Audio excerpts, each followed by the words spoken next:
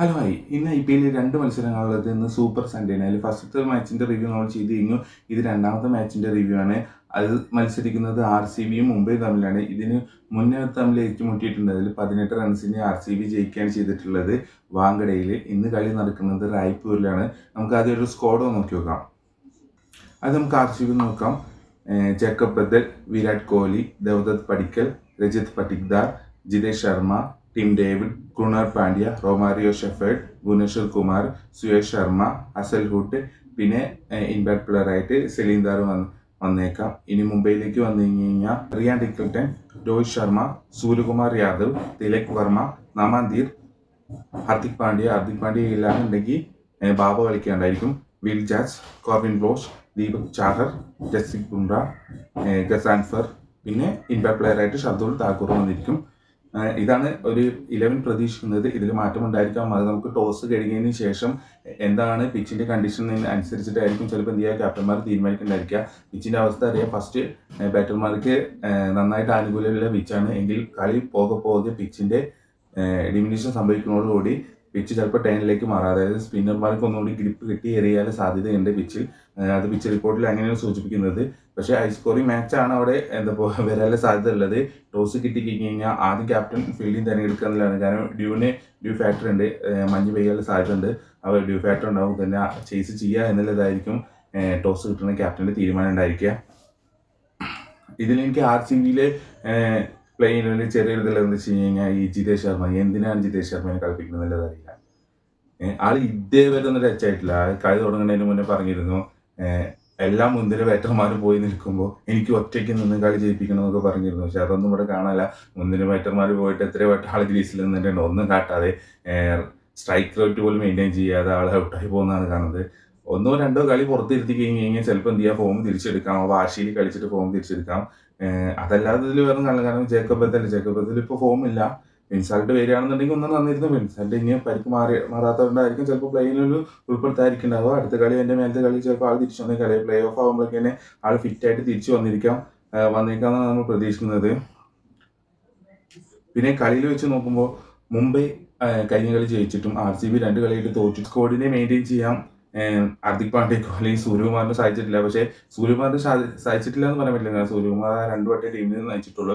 അതിലൊന്ന് തോറ്റെങ്കിലും രണ്ടാമത്തെ കഴിഞ്ഞ കളി സൂര്യകുമാർ ടീമിനെ ജയിപ്പിച്ചു. സൂര്യകുമാർ ഫ്ലോപ്പാണ് ബാറ്റിങ്ങിൽ. പക്ഷേ ക്യാപ്റ്റൻസിയിൽ ഒരു ഭാഗ്യം ഉണ്ടാവില്ലേ. എല്ലാവർക്കും ക്യാപ്റ്റൻസി ഒരു ഭാഗ്യം ഉണ്ടായിരിക്കും. ആരാണ് ക്യാപ്റ്റൻസി ഏറ്റെടുക്കുന്നത് അവർക്ക് ഭാഗ്യത്തിലാണ് ആ ക്യാപ്റ്റൻസി ആ ടീമും പെർഫോം ചെയ്ത് കഴിഞ്ഞാൽ വിജയിക്കത്തുള്ളൂ. അപ്പോൾ ക്യാപ്റ്റൻസിയുടെ കാര്യത്തിൽ പറയുമ്പോൾ സൂര്യകുമാറിന് കുറച്ച് ഭാഗ്യം കുറച്ച് കൂടുതലുണ്ട്. അത് ഇന്ത്യൻ ക്യാപ്റ്റൻസി കണ്ടതിന് മനസ്സിലാവും. മൂപ്പര് കളിച്ചിട്ടല്ല ടീം ജയിച്ചുകൊണ്ടിരുന്നത്, ബാക്കിയുള്ള പ്ലേയേഴ്സ് കളിച്ചുകൊണ്ടിരുന്നത്. അതായത് ക്യാപ്റ്റൻസിയിൽ ഒരു ഭാഗ്യമുണ്ട്. അപ്പോൾ സൂര്യകുമാറാണ് നയിക്കുക എന്നാണ് കരുതുന്നത്. കാരണം ഹാർദിക് പാണ്ഡ്യനെ ലിസ്റ്റ് കൊടുത്തിട്ടുണ്ട്. ഹാർദിക് പാണ്ഡ്യന് പരിക്ക് മാറിയോ അല്ലെ പനിയാണെന്ന് പറഞ്ഞത്, പനി മാറിയോ എന്നുള്ളത് അറിയില്ല. അതിൻ്റെ റിപ്പോർട്ടൊന്നും കാണാനില്ല. സോ അതുകൊണ്ട് തന്നെ ഹാർദിക് പാണ്ഡ്യ ആയിരിക്കില്ല, സൂര്യകുമാറിനായിരിക്കും നയിക്കുന്നുണ്ടാവുക. ഓപ്പണിംഗ് നോക്കുമ്പോൾ മുംബൈ ഇന്ത്യൻസിൽ രോഹിത് ശർമ്മ തിരിച്ചു വന്നത് മുംബൈ ഇന്ത്യൻസിന് എന്തുകൊണ്ടും ഗുണം മാത്രമേ ചെയ്യത്തുള്ളൂ. കാരണം ഗുണം ചെയ്തിട്ടുണ്ട്, കഴിഞ്ഞ കളി ഗുണം ചെയ്തിട്ടുണ്ട്. ഒരു പവർഫുൾ ഓപ്പണിംഗ് കിട്ടിയിട്ടുണ്ട്. അതേപോലെ RCBയിലേക്ക് വന്നു കഴിഞ്ഞാൽ ഫിൻസാൾട്ട് പോയത് ഒരു എന്താ പറയുക, അവരുടെ മിസ്സിംഗ് ആയിട്ട് തന്നെ കാണുന്നത്. ജേക്കബ് ബദലിനൊന്നും ചെയ്യാൻ സാധിക്കുന്നില്ല. ആള് പവർ ഹീറ്റ് അടിക്കണമെങ്കിൽ പോലും കൂടുതൽ നേരം ഗ്രീസിൽ പിടിച്ചിരിക്കാൻ പറ്റുന്നില്ല. പക്ഷെ ദേവദത്ത് പടിക്കൽ നന്നായിട്ട് കളിക്കുന്നത്, അതേപോലെ ക്യാപ്റ്റനായ പത്തിദാർ നന്നായിട്ട് കളിക്കുന്നുണ്ട്. പിന്നെ എന്താ ക്യാമിയോ ഇന്നിങ്സ് കളിക്കാൻ അവരുടെ ഡേവിഡ് ഉണ്ട്. അപ്പോൾ റൊമാരിയോ ഷെഫേർഡ് ഉണ്ട്. അപ്പോൾ ടീം എന്തുകൊണ്ടും RCB ഒരുപടി മുന്നിലാണെങ്കിൽ പോലും ഇപ്പോഴത്തെ സാഹചര്യം വെച്ച് നോക്കുമ്പോൾ ചിലപ്പോൾ എന്താ ചെയ്യുക, മുംബൈ ഇന്ത്യൻസ് RCBയിലെ അടിച്ചിരുന്നു. കാരണം മുംബൈയിൽ ഏറ്റവും കൂടുതൽ അകറ്റുന്നത് ഒരു ഫിനിഷർ അവിടെ ഇല്ല. വിൽ ജാസ് ഒക്കെ ഉണ്ടെങ്കിൽ പോലും നല്ലൊരു ഫിനിഷർ അവിടെ ഇല്ല. അങ്ങനെ എനിക്ക് റോദർഫോർഡിനെ ഉൾപ്പെടുത്തുമ്പോൾ ഓട്ടോമാറ്റിക്കലി ഒരു വിദേശ താരത്തിൽ നിന്ന് പിൻവലിക്കേണ്ടി വരും. ആരെ പിൻവലിക്കുമെന്നുള്ളത് അറിയിക്കുക. ചിലപ്പോൾ കോർവിൻ ബോഷിനെ പിൻവലിച്ചിട്ട് ഹാർദിക് പാണ്ഡ്യ കളിക്കുന്നുണ്ടെങ്കിൽ റോദർഫോർഡിനെ തന്നെ ഉൾപ്പെടുത്തേണ്ടതായിരിക്കും. അത് ടോസ് കഴിഞ്ഞതിന് ശേഷം നമുക്ക് അറിയാൻ പറ്റത്തുള്ളൂ. നിലവിൽ ഇത് നോക്കുമ്പോൾ രണ്ട് ടീമും നല്ല സെറ്റപ്പ് ടീമാണ്. ആർക്കാണോ ടോസ് കിട്ടുന്നത് അവർക്ക് ഒന്നും കൂടി പിച്ചിലെ ആനുകൂല്യം കുറച്ചുകൂടി കിട്ടും. അങ്ങനെ ടോസ് കിട്ടിയാൽ ഫീൽഡിങ് തിരഞ്ഞെടുക്കുക, ചേസ് ചെയ്ത് വിജയിക്കുക. അപ്പോൾ ടോസ് ഇന്നത്തെ കളിയിലൊരു അനിവാര്യ ഘടകമാണ്. പിന്നെ ബോളിങ്ങിലേക്ക് വന്നറിയില്ല, ബുംറ നന്നായിട്ട് അടി വാങ്ങി കൂട്ടുന്നുണ്ട്. ഇപ്പോൾ കഴിഞ്ഞ കളി നോക്കിയാലും അറിയാം, ബുംറയ്ക്ക് നന്നായിട്ട് തല്ലി കിട്ടുന്നുണ്ട്. അതെന്താ അറിയില്ല, ചിലപ്പോൾ ബുംറയുടെ ബോൾ കളിക്കാർക്ക് മനസ്സിലായതുകൊണ്ടായിരിക്കാം, അതല്ലെങ്കിൽ കൂടുതൽ സ്ലോ ബോളിനെ ആളെ ആശ്രയിക്കുന്നതുകൊണ്ടായിരിക്കാം, എന്താണെന്നുള്ളത് വ്യക്തമായിട്ട് അറിയില്ല. പക്ഷേ ബുംറയ്ക്ക് നന്നായിട്ട് അടി വാങ്ങിക്കൂട്ടുന്നുണ്ടില്ല, നന്നായിട്ട് ബാറ്റർമാർ നന്നായിട്ട് ചെണ്ടയ്ക്കുന്നുണ്ട്. വിക്കറ്റ് കിട്ടാൻ വരെ ആൾ കടന്ന് വേർക്കുന്നത് നമുക്ക് കാണാൻ പറ്റും. പക്ഷെ മറിച്ച് അപ്പുറത്ത് ഭുവനേശ്വർ കുമാർ അങ്ങനെയല്ല. ഭുവനേശ്വർ കുമാർ തല്ല് ഇടയ്ക്കേ വാങ്ങുന്നുള്ളൂ. അവിടെ ഇടയ്ക്ക് നന്നായിട്ട് ബോൾ ചെയ്യുന്നുണ്ട്, തല്ല് വാങ്ങുന്നതിലും വിക്കറ്റുകൾ ആൾക്ക് കിട്ടുന്നുണ്ട്. ലാസ്റ്റത്തെ ഡെത്ത് ഓവർ നല്ല അടിപൊളിയായിട്ടായിരുന്നു, പക്ഷെ ബുംറയ്ക്ക് സാധിക്കുന്നില്ല. പിന്നെ ബോൾ ചെയ്യാൻ വേണ്ടി ഇപ്പോൾ അസലൂട്ട് ഉണ്ട്, സൽമാൻദാർ ഉണ്ട്, അങ്ങനെ ഒരു പിടി ആൾക്കാരുണ്ട്. പിന്നെ ബൗൺസർ ചെയ്യണോ, ഒരു സ്പിന്നർ വന്നിട്ട് ഒരാൾക്ക് മേലെ ബൗൺസർ ചെയ്യാൻ പറ്റുന്നുണ്ടെങ്കിൽ അത് ക്രൂണാൽ പാണ്ഡ്യക്കേ പറ്റുള്ളൂ. വേറെ ആരും അങ്ങനെ സ്പിന്നിൽ വന്നിട്ട് ബൗൺസർ ചെയ്യുക എന്നുള്ളൊരു ഇതുവരെ എടുത്തിട്ടില്ല.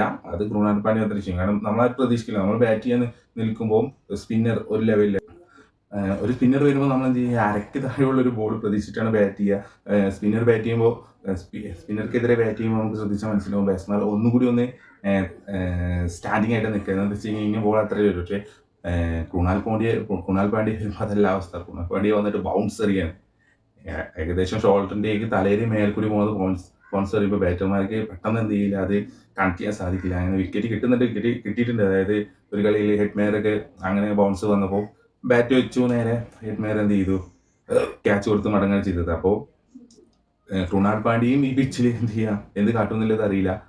ക്രുണാൽ പാണ്ഡ്യക്കും ഈ പിച്ച് അനുകൂലമാവും എന്നുള്ളതാണ് റിപ്പോർട്ട് സൂചിപ്പിക്കുന്നത്. അതായത് സ്പിന്നർമാർക്ക് പിച്ച് അനുകൂലമാവും എന്നുള്ളതാണ്, സ്പിന്നർമാർക്ക് പിച്ച് അനുകൂലമാണെന്നാണ് റിപ്പോർട്ടുകൾ സൂചിപ്പിക്കുന്നത്. അങ്ങനെയെങ്കിൽ മുംബൈയിൽ ഗസാൻ ഫ്ലർ ഉണ്ട്, നന്നായിട്ട് ബോൾ ചെയ്യുന്നുണ്ട്, നന്നായിട്ട് പന്ത് ടേൺ ചെയ്യുന്നുണ്ട്, നല്ല ഫേസിൽ എറിയുന്നുണ്ട് ആള്. സോ രണ്ട് ടീമും ശക്തമായ ടീമാണ്. പിന്നെ പോയിന്റ് ടേബിൾ നോക്കുമ്പോഴും രണ്ട് ടീമിനും വിജയം അനിവാര്യമാണ്. പോയിന്റ് ടേബിളിലേക്ക് വന്നു കഴിഞ്ഞാൽ RCB കിടക്കുന്നത് 4 സ്ഥാനത്താണ്. നേരത്തെ GTയുടെ വിജയത്തോടെ RCB 4 സ്ഥാനത്തേക്ക് വന്നിട്ടുണ്ട്. RCB 3-ാം സ്ഥാനത്താണ് ഉണ്ടായിരുന്നത്. മുംബൈ കിടക്കുന്നത് 9-ാം സ്ഥാനത്താണ്. മുംബൈക്ക് ഇനിയുള്ള 4 കളി ജയിച്ചാൽ തന്നെ ബാക്കിയുള്ള ടീമിനെ ആശ്രയിച്ചിരിക്കും പ്ലേ ഓഫിലേക്ക് കിടക്കില്ല എന്നുള്ളത്. കാരണം നിലവിൽ ഇപ്പോൾ തന്നെ രണ്ട് ടീമും 14 പോയിന്റായി.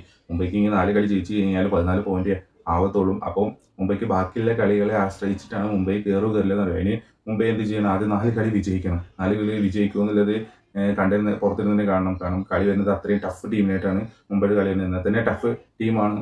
അപ്പോൾ ഇന്ന് വിജയിച്ചാൽ മാത്രമേ ഉള്ളൂ ചെറിയൊരു പ്രതീക്ഷയെങ്കിലും ടെക്കൗട്ടിൽ ഉണ്ടാവുക. ഇല്ലാതുണ്ടെങ്കിൽ എന്ത് ചെയ്യാം, പുറത്തായി എന്നുള്ള തന്നെ ഉറപ്പിക്കാം നമുക്ക്.